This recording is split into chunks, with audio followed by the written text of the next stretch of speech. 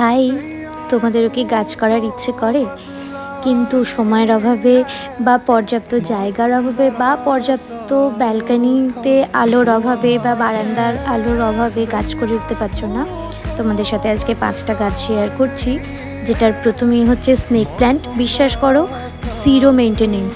ঘরের একটা কোনায় যদি ফেলে রাখো, একটু যদি হালকা আলো আসে তাহলেই এনাফ। অ্যাগ্লোনিমার যে কোনো ভ্যারাইটি নিতে পারো। সত্যি কথা বলতে হালকা আলোতেই এই গাছগুলো এত সুন্দর বাড়ে, তার জন্য কোনো সার, প্রত্যেক দিন জল কিচ্ছু দরকার হয় না। পোথোসের যে কোনো ভ্যারাইটি রাখতে পারো। ডামকেন, যেটা একদম জিরো মেনটেনেন্স, কোনো সার, রেগুলার জল কিচ্ছু দরকার হয় না। সিঙ্গোনিয়াম তো একটা ভীষণ ভালো গাছ, যেটার জন্য কোনো রকম কোনো মেনটেনেন্সের দরকার হয় না, সারের দরকার হয় না, একটু শুধু লাইটের দরকার হয়। সাউথের যদি ঘর থাকে সেখানে রাখতে পারো। আর পিস লিলি একটা অপশান কনসিডার